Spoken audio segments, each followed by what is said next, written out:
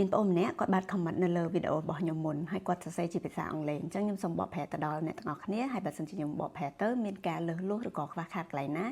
សូមអភ័យទោសហើយក៏ជួយកែប្រែខ្ញុំផងអរគុណច្រើនបងបាននិយាយថាបច្ចុប្បន្នហ្នឹងគាត់កំពុងតែធ្វើការនៅក្នុងបរិយាកាសមួយដែលពិបាកមែនទែនដោយសារតែកន្លែងគាត់ហ្នឹងគឺបានបណ្ដេញបុគ្គលិកចេញយ៉ាងងាយងាយមាន favoritism ដែលខ្មែរយើងហៅថាមានការលំអៀងទៅលើបុគ្គលណាមួយមាន last minute change ការប្រែប្រួលទៅលើការងារហ្នឹងនៅវិនាទីចុងក្រោយរហូតហើយការងាររបស់គាត់ហ្នឹងក៏ over demanding ដែរខ្ញុំគិតថាកន្លែងហ្នឹងគាត់អាចមានន័យថាកន្លែងធ្វើការងាររបស់គាត់ហ្នឹងគឺតម្រូវឲ្យគាត់ធ្វើការងារច្រើនខ្លាំងជាងមុនអញ្ចឹងផ្អែកទៅលើបទពិសោធន៍ក៏ដូចជាការគិតរបស់ខ្ញុំតើខ្ញុំអាចផ្ដល់ជាយោបល់មួយចំនួនដែលគាត់អាចយកទៅអនុវត្តបាននៅក្នុងបរិយាកាសការងារបែបហ្នឹងជាពិសេសក៏គាត់សួរបញ្ជាក់ទៀតថាដោយសារគាត់កំពុងធ្វើការនៅកន្លែងហ្នឹងអស់រយៈពេល3ឆ្នាំហើយបរិយាកាសក៏វាពិបាកអញ្ចឹងរហូតអញ្ចឹងគាត់គួរតែឈប់ពីកន្លែងហ្នឹងឬក៏នៅបន្តធ្វើការនៅហ្នឹងដោយសង្ឃឹមថាថ្ងៃណាមួយបរិយាកាសការងារហ្នឹងវាប្រសើរឡើងជាងមុនអញ្ចឹងមកមាន8ចំណុចដើម្បីឲ្យបងអូនយកទៅត្រិះរិះពិចារណាហើយធ្វើការសម្រេចចិត្តថាតើបងអូនគួរតែធ្វើការនៅកន្លែងហ្នឹងដដែលឬក៏គួរតែមូទៅកន្លែងថ្មីទី1បងអូនត្រូវយល់ពីឋានៈនិងតួនាទីរបស់បងអូនហើយទទួលស្គាល់នៅការពិតហេតុអីមកបងនិយាយចំណុចហ្នឹងដោយសារតែបងអត់ដឹងថាបច្ចុប្បន្នបងអូនមានតួនាទីអីមានឋានៈអីទេអញ្ចឹងបើសិនជាបងអូននៅជា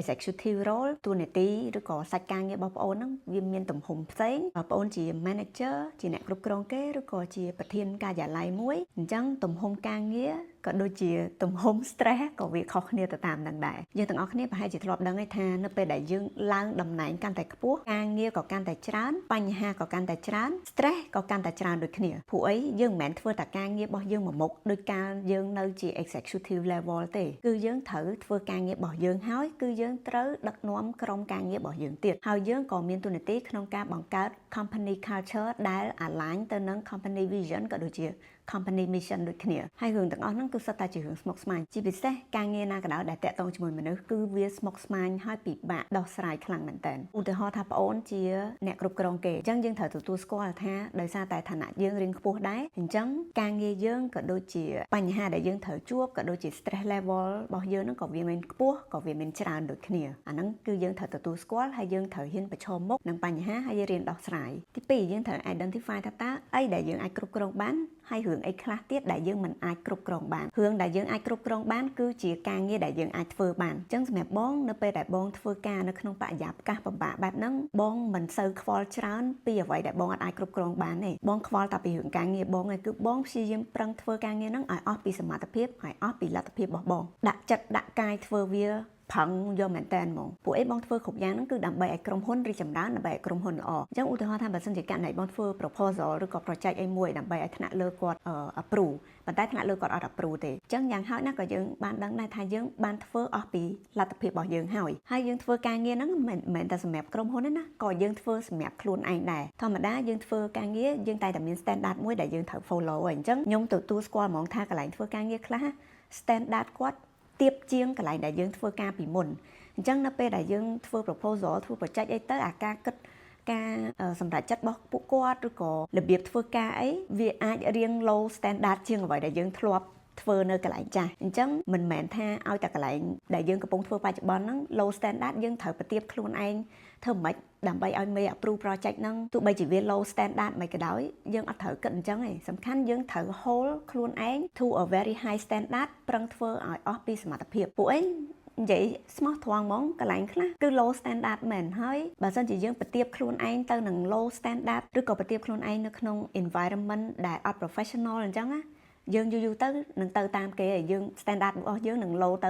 ហើយអញ្ចឹងពេលដែលខ្ញុំធ្វើការងារគឺខ្ញុំដាក់កាយដាក់ចិត្តធ្វើម៉េចខ្ញុំប្រឹងធ្វើឲ្យអស់ពីលទ្ធភាពចេញពីបេះដូងរបស់ខ្ញុំហើយខ្ញុំធ្វើតាម framework ធ្វើតាម standard ដែលខ្ញុំធ្លាប់ធ្វើកន្លងមកដែលខ្ញុំគិតថាវា meet ទៅនឹង industry standard មិនមែនយើងធ្លាប់ធ្វើនៅកន្លែងចាស់ standard 100ដល់ពេលយើងមកកន្លែងថ្មី standard ត្រឹមតែ70យើងទៅប្រទៀបខ្លួនឯងនៅត្រឹម level 70ហ្នឹងដើម្បីឲ្យមេគាត់ approve ការងារយើងខ្ញុំអត់ធ្វើអញ្ចឹងទេអញ្ចឹងអាហ្នឹងជាអ្វីដែលយើងអាចគ្រប់គ្រងបានសួរថាអីដែលយើងអាចគ្រប់គ្រងបានគឺការគិតការសម្រេចចិត្តរបៀបធ្វើការក៏ដូចជា company culture អាហ្នឹងសុទ្ធតែជារឿងដែលយើងអាចគ្រប់គ្រងបានហើយព្រោះអីមនុស្សម្នាក់គិតខុសគ្នារបៀបធ្វើការខុសគ្នា culture នៅក្នុងក្រុមហ៊ុនក៏អាចខុសគ្នាដែរការបង្កើត company culture ក៏វាអាចខុសគ្នាទៅតាម department មួយដូចគ្នាជាទូទៅនៅតាមក្រុមហ៊ុនគាត់តែងតែមាន company culture របស់គាត់មួយសិតដែល រំពឹងថាបុគ្គលិកគ្រប់រូបនឹងធ្វើតាមអញ្ចឹងណាប៉ុន្តែតាមជាក់ស្ដែងវាតែងតែមានអី department ខ្លះគឺគាត់អត់ follow ទៅតាម company culture ដែលគេបាន set មកទេអញ្ចឹងឧទាហរណ៍ដូចករណីដែលបងអូននិយាយ favoritism សួរថាដែលមាន company ណាគេ set up មកឲ្យមានការលំអៀងនៅក្នុងក្រុមហ៊ុនអត់មានទេត្រូវអត់ប៉ុន្តែវានៅតែមានរហូតនៅក្នុងក្រុមហ៊ុនវាតែងតែមានមេណាម្នាក់គាត់ស្រឡាញ់កូនចៅនេះជាងអ្នកនេះអីចឹងគឺវាតែងតែមានវិជាអត់ផុតទេអញ្ចឹងបងអូនក៏បាន comment ដូចគ្នាថាបងអូនតែងតែទទួល last minute change តាក់ទងជាមួយនឹងការងាររបស់បងអូនអញ្ចឹងណាអញ្ចឹងអាហ្នឹងវាពិបាកយើងអត់អាចគ្រប់គ្រងបានទេអញ្ចឹងបើសិនជាយើងយកអារឿងទាំងអស់ហ្នឹងយកមកគិតម្ដងហើយម្ដងទៀតហើយវាធ្វើឲ្យប៉ះពាល់ដល់សុខភាពផ្លូវចិត្តរបស់យើងនៅពេលដែលយើងធ្វើការបងពិតជាណែនាំឲ្យបងអូនក្នុងការកាត់បន្ថយក្នុងការគិតទៅលើរឿងទាំងអស់ហ្នឹងយើងយកពេលរបស់យើងទៅគិតលើរឿងអីផ្សេងដែលវាមានប្រយោជន៍សម្រាប់យើងព្រោះយើងអាចទៅគ្រប់គ្រងការគិតរបស់គេរបៀបធ្វើការរបស់គេឬក៏តាក់ទងជាមួយនឹង company culture អីគឺយើងអត់មានសិទ្ធិអត់មានការគ្រប់គ្រងទៅលើរឿងទាំងអស់ហ្នឹងបានទេហើយបើសិនជាកន្លែងការងារមួយហ្នឹងមាន company culture issue មាន working style issue ឬក៏មានបញ្ហាអីផ្សេងដែលយើងអត់អាចគ្រប់គ្រងបានហើយវាកើតឡើងម្ដងហើយម្ដងទៀតក្នុងរយៈពេល 2-3 ឆ្នាំអញ្ចឹងចំពោះខ្ញុំគិតថាវាអាចពិបាកក្នុងការផ្លាស់ប្ដូរលុះត្រាតែកន្លែងហ្នឹងគាត់ផ្លាស់ប្ដូរក្បាលម៉ាស៊ីនគាត់ផ្លាស់ប្ដូរអ្នកដឹកនាំហើយការផ្លាស់ប្ដូរអ្នកដឹកនាំក៏មិនប្រកាសថាវានឹងប្រសើរឡើងជាងមុនដែរព្រោះអ្នកដឹកនាំថ្មីដែលចូលមកហ្នឹងក៏អាចបង្កជាបញ្ហាច្រើនជាងអ្នកដឹកនាំចាស់ដែរអញ្ចឹងរាល់ការផ្លាស់ប្ដូរផ្សេងៗគឺគេមានការប្រយ័ត្នជាពិសេសគឺការផ្លាស់ប្ដូរអ្នកដឹកនាំហ្នឹងតែម្ដងអញ្ចឹងត្រឡប់មកវិញបើសិនជាបងអូនរំពឹងថាថ្ងៃណាមួយបរិយាកាសធ្វើការហ្នឹងវានឹងប្រសើរឡើងជាងមុនបងគិតថាអាចនឹងពិបាកវានឹងប្រសើរបើសិនជាកន្លែងអូនផ្លាស់ប្ដូរអ្នកដឹកនាំដែលល្អប្រសើរជាងអ្នកដឹកនាំបច្ចុប្បន្នហើយបើសិនជាយើងនៅតែបន្តគិតឬក៏បន្តតវ៉ាទៅលើរឿងដែលយើងអាចគ្រប់គ្រងបានហ្នឹងណាវានឹងធ្វើឲ្យយើងហត់ខ្លាំងមែនតើហត់ទាំងផ្លូវកាយផ្លូវចិត្តគេអត់លក់ទេហើយធ្វើអីក៏អត់ចាញ់ដែរទី3កត់ត្រារឿងគ្រប់យ៉ាងដែលតាក់ទងជាមួយនឹងការងាររបស់យើងជាពិសេសនៅក្នុងប្រជុំក៏ដូចជាពេលដែលយើង chit chat ជាមួយនឹងអ្នកធ្វើការជាមួយយើងហ្នឹងណាត្រូវតែកត់ត្រាទោះបីជាវាជាការពិភាក្សាunofficial ក៏ដោយហើយនៅពេលដែលយើងកត់ត្រាទុកយើងត្រូវតែចែករំលែកអ្វីដែលយើងបាននិយាយគ្នាឬក៏ពិភាក្សាគ្នានឹងទៅកាន់មេរបស់យើងឲ្យគាត់ដឹងពី progress ឬក៏ challenge ដែលកំពុងមានតាក់ទងជាមួយនឹងការងាររបស់យើងផងហើយក៏អាច CC ទៅដល់ក្រុមការងារផ្សេងទៀតដើម្បីឲ្យគាត់ដឹងដូចគ្នាប៉ុន្តែវាអាចទៅតាមករណីអញ្ចឹងណាករណីខ្លះយើងគ្រាន់តែប្រាប់មេយើងទៅបានហើយករណីខ្លះទៀតគឺយើងគួរតែប្រាប់ទៅដល់ the whole team ឬក៏អ្នកដែលពាក់ព័ន្ធនៅក្នុងការងារមួយហ្នឹងឲ្យគេដឹងដែរធ្វើអញ្ចឹងទើបយើងអាចការពារខ្លួនឯងបានល្អព្រោះអ្នកខ្លះពេលយើងធ្វើការងារជាមួយគាត់គាត់មកនិយាយមួយយើងធម្មតាអត់មានក្នុងប្រជុំអត់មាន record អត់មានអីទាំងអស់ប៉ុន្តែចុងបញ្ចប់នៅក្នុង meeting មែនតើគាត់និយាយអីផ្សេងអញ្ចឹងបានខ្ញុំបញ្ជាក់ទៀតថាសូម្បីតែការនិយាយគ្នាធម្មតាហ្នឹងក៏យើងគួរតែកត់ត្រាវាទុកហើយផ្ញើជា email ឬក៏ share document ណាមួយទៅឲ្យមេយើងឬក៏ក្រុមការងារគាត់ដឹងដូចគ្នាពីការផ្លាស់ប្ដូរអីផ្សេងជាពិសេសករណី last minute change ហ្នឹងតែម្ដងដើម្បីឲ្យមេយើងគាត់ដឹងដើម្បីឲ្យក្រុមការងារយើងគាត់ដឹងហើយមួយទៀតបើសិនជាយើងពិភាក្សាមួយមេយើងតែ2នាក់ក៏យើងត្រូវតែកត់ត្រាដូចគ្នាឧទាហរណ៍ថាយើងនិយាយមួយគាត់រឿង1 2 3 4 5អញ្ចឹងពេលដែលយើងពិភាក្សាមួយគាត់ឬក៏យើងស្ដាប់អ្វីដែលគាត់ចែកម្លែកហើយយើងគួរតែមានការកត់ត្រាមួយហើយបន្ទាប់មក recap អ្វីដែលយើងពិភាក្សាគ្នាជាមួយគាត់ឬក៏យើងបានស្ដាប់គាត់ឬក៏យើងបានស្ដាប់ការណែនាំរបស់គាត់ហ្នឹងបន្ទាប់មក send ជា email ទៅឲ្យគាត់ពីអ្វីដែលយើងបានស្ដាប់ឮហើយយល់ព្រោះ document ទាំងអស់ហ្នឹងវានឹងការពារយើងនៅពេលដែលមាននរណាម្នាក់ចង់មកធ្វើបាបយើងនៅកន្លែងធ្វើការហើយញ៉ាំទៀតនៅពេលដែលយើងកត់ត្រាចំណុចទាំងអស់ហ្នឹងវាមិនមែនតែការពារយើងទេវាក៏ធ្វើឲ្យយើងនឹងយល់ពី detail ទាំងអស់ហើយយើងចេះរៀបចំគម្រោងក្នុងការដោះស្រាយបញ្ហាផ្សេងៗឬក៏ at least ក៏យើងដឹងថា progress ការងារហ្នឹង in detail វាដល់ណាច្បាស់លាស់ដែរ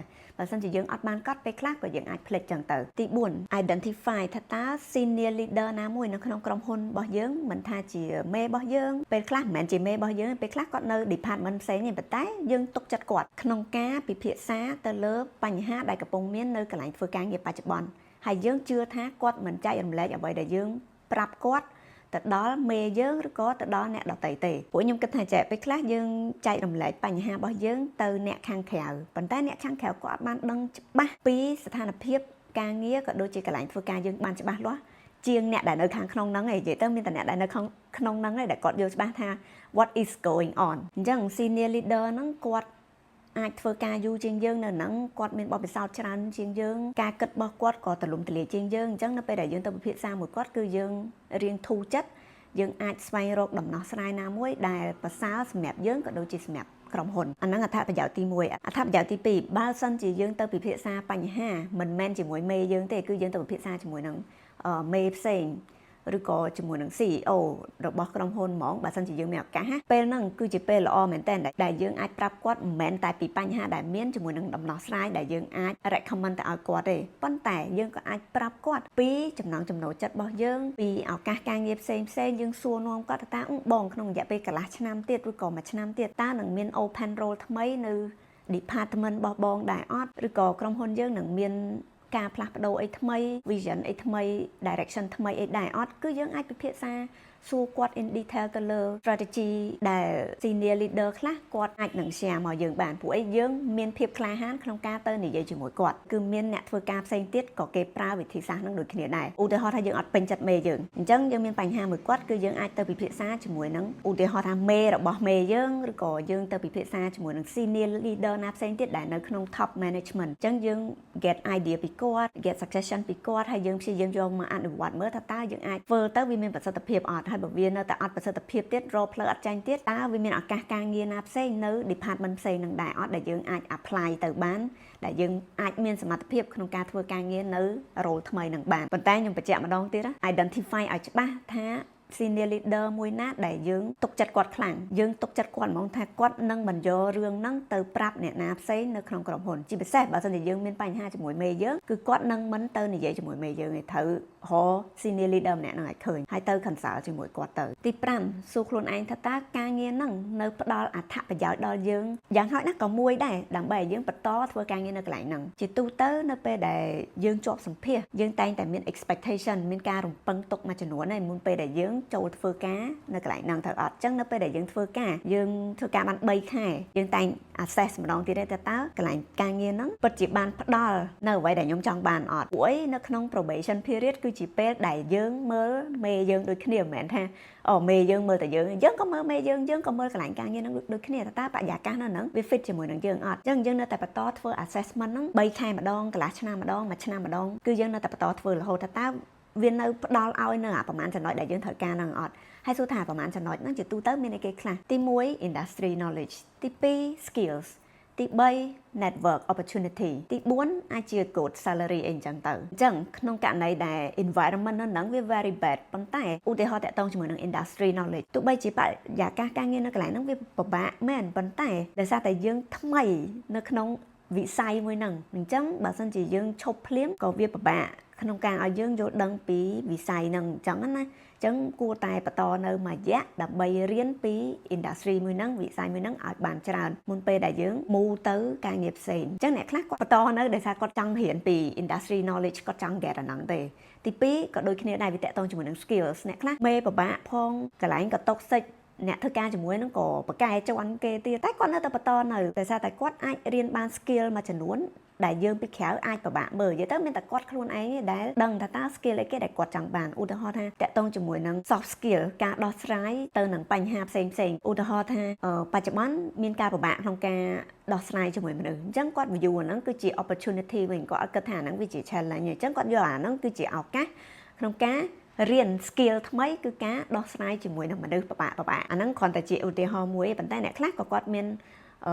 ឱកាសក្នុងការរៀន skill អីផ្សេង online technical skill ឬក៏ hard skill អីអញ្ចឹងទៅដែលនៅក្រុមហ៊ុនគេបានបង់លុយឲ្យគាត់រៀន something like that អញ្ចឹងគាត់បន្តនៅដោយសារគាត់មាន benefit ហ្នឹងឬក៏មួយទៀតអា skill ក៏អត់ទទួលបាន industry knowledge ក៏អត់ទទួលបានប៉ុន្តែអីដែលគាត់ទទួលបានគឺ very good salary ដែលគាត់ត្រូវការលុយហ្នឹងយកមកចិញ្ចឹមប្រពន្ធចិញ្ចឹមកូនឲ្យបន្តរស់នៅក្នុងជីវភាពមួយដែលល្អអញ្ចឹងអ្នកខ្លះស្ថានភាពកន្លែងគឺនិយាយទៅគឺពិបាកខ្លាំងមែនតើគឺហាមាត់និយាយអត់ចាញ់ហ្មងតែគឺគាត់នៅតែទ្រាំនៅជាពិសេសគឺអ្នកដែលអាយុតាណាខ្ញុំឬក៏ជា millennial ខ្ញុំគិតថាអ្នកខ្លះគឺគាត់ស៊ូគឺនៅតែបន្តធ្វើការនៅកន្លែងពិបាកហ្នឹងដោយសារតែប្រាក់ខែល្អមានតែយើងឯងខ្លួនឯងត្រូវសួរខ្លួនឯងថាតើក្នុងចំណោមអារឿងទាំង4ហ្នឹងឬក៏មានរឿងអីផ្សេងទៀតដែលជា criteria ដែលយើង expect ថាយើងនឹងទទួលបាននៅពេលដែលយើងធ្វើការងារនៅកន្លែងបច្ចុប្បន្នហ្នឹងកន្លែងការងារបច្ចុប្បន្នហ្នឹងនៅបន្តឲ្យដល់យើងដែរអត់ហើយបើសិនជា checklist ឧទាហរណ៍ថាយើងមាន5 checklist តើយើងពិតជាអត់ទទួលបានទាំង5ហ្នឹងមែនអត់បើសិនជាយើងនៅបន្តទទួលបាន1ឬក៏2ឬក៏3ប្រហែលជាយើងនៅមានចិត្តចង់ធ្វើនៅនឹងស៊ូទ្រាំធ្វើនៅនឹងអញ្ចឹងណាប៉ុន្តែបើសិនជាមាន5ហើយ5ហ្នឹងស្អីក៏អត់ទទួលបានដែរ maybe it's time to move on ចឹងអីដែលយើងត្រូវធ្វើនៅកន្លែងនេះគឺយើងត្រូវ identify ម្ដងទៀតថាតើអា short term goal ដែលយើងចង់បានហ្នឹងអីគេអា long term goal ដែលយើងចង់បានហ្នឹងអីគេហើយបន្ទាប់មកយើងមើលថាតើ current employer ហ្នឹងគាត់បាន offer អ្វីដែលយើងត្រូវការទាំងនៅក្នុង short term ក៏ដូចជា long term goal នឹងដែរអត់អញ្ចឹងវា link ទៅដល់ចំណុចទី6បើសិនជាយើងសម្រេចចិត្តថាអត់មាន criteria ណាដែល current employer នឹងគាត់ fulfill ឲ្យយើងទេគឺយើងប្រកាសជានឹងចាក់ចាញ់ទេត្រូវអត់ប៉ុន្តែមុននឹងចាក់ចាញ់សូមរកការងារធ្វើឲ្យបានសិនមុននឹងចាក់ចាញ់ព្រោះអីស្ថានភាពបច្ចុប្បន្នគឺពិបាកសេដ្ឋកិច្ចពិបាកការ lay off ក៏មានច្រើនមិនមែនតែនៅលើពិភពលោកនៅស្រុកខ្មែរក៏មានដែរអញ្ចឹងព្យាយាមរកការងារថ្មីដែលល្អជាងកន្លែងបច្ចុប្បន្នហ្នឹងធ្វើឲ្យបានសិនមុនពេលដែលយើងដាក់ពាក្យ resign ចំណុចទី7នៅពេលដែលយើងជាប់នៅកន្លែងថ្មីហើយយើងកំពុងតែរៀបចំដាក់ពាក្យ resign ហ្នឹងណាត្រូវគិតមួយទៀតសួរខ្លួនឯងថាបើសិនជាកន្លែងថ្មីហ្នឹងវាពិបាកខ្លាំងជាងកន្លែងបច្ចុប្បន្ននេះ What is our next plan ថាតើគម្រោងរបស់យើងនឹងធ្វើអីតទៀតយើងនឹងអាចស៊ូទ្រាំធ្វើនៅកន្លែងថ្មីនឹងដែរអត់ឬក៏យើងមាន plan ធ្វើអីគេផ្សេងបើយើងមានគម្រោងអីច្បាស់លាស់ហើយចាំដាក់ពាក្យ resign បើមិនជាអត់ទាន់មានគម្រោងច្បាស់លាស់ទេខ្ញុំពិតជាអត់លើកទឹកចិត្តឲ្យឈប់ទេព្រោះអីពេលដែលយើងផ្លាស់ប្ដូរកន្លែងទៅកន្លែងថ្មីហ្នឹងណាมันប្រកាសថាកន្លែងថ្មីហ្នឹងគឺវាល្អជាងកន្លែងបច្ចុប្បន្នទេហើយចំណុចចុងក្រោយ prepare ourselves for the future តាមពិតចំណុចនេះវាអត់តាក់ទងទៅនឹងប្រធានបទទេប៉ុន្តែខ្ញុំចង់និយាយថាទោះបីជាយើងកំពុងតែធ្វើការឲ្យមេដែលល្អម្នាក់បរិយាកាសការងារដ៏ល្អមានក្រុមការងារដ៏ល្អក៏ដោយក៏យើងត្រូវតែរៀបចំខ្លួនឯងសម្រាប់អនាគតដែរមានន័យថាម៉េច lay off គឺកើនឡើងខ្លាំងមែនទែនជាពិសេសការងារណាដែល AI អាចធ្វើជំនួសបានអញ្ចឹងយើងទាំងអស់គ្នារួមទាំងខ្ញុំកំពុងតែ assess ខ្លួនឯងដែរថាតើការងារណាដែល AI អាចធ្វើជំនួសខ្ញុំបានការងារណាដែលខ្ញុំអាចធ្វើជាមួយ AI បានក៏ដូចជាការងារណាដែល AI អត់អាចធ្វើបានអញ្ចឹងការងាររបស់យើងបច្ចុប្បន្នគឺយើងត្រូវតា identify ឲ្យបានច្បាស់លាស់ហ្មងពួកឯងនឹងមានការផ្លាស់ប្ដូរខ្លាំងមែនទែនក្នុងរយៈពេល3 4 5ឆ្នាំតទៅមុខទៀត technology គឺដើរលឿនខ្លាំងណាស់អញ្ចឹងបើសិនជាយើងអត់រៀបចំខ្លួនឯងពីឥឡូវទៅទេឱកាសការងាររបស់យើងក៏មានកាន់តែតិចដូចគ្នាហើយយើងនឹងប្រឈមមុខនឹងបញ្ហា lay off មិនថាយើងប្រកែប៉ុណ្ណាក៏ដោយអញ្ចឹងខ្ញុំសង្ឃឹមថា tip ទាំង8ហ្នឹងនឹងជួយឲ្យប្អូនងាយស្រួលក្នុងការធ្វើការសម្រេចចិត្តថាតើប្អូនគួរបន្តធ្វើការនៅកន្លែងបច្ចុប្បន្នឬក៏គួរតែស្វែងរកនៅកន្លែងថ្មីខ្ញុំសូមជូនពរដល់អ្នកទាំងអស់គ្នាឲ្យជួបតែសំណាងល្អជួបតែមនុស្សល្អធ្វើការជួបតែមេល្អក្រុមការងារល្អព្រោះអីស្ថានភាពបច្ចុប្បន្នគឺពិបាកខ្លាំងណាស់កន្លែងធ្វើការវាហាក់បីដូចជាផ្ទះទី2របស់យើងអញ្ចឹងបើមិនជាយើងជាមនុស្សម្នាក់ដែលធ្លាប់ធ្វើបាបអ្នកធ្វើការជាមួយយើងធ្លាប់ចំណានគេអីសូ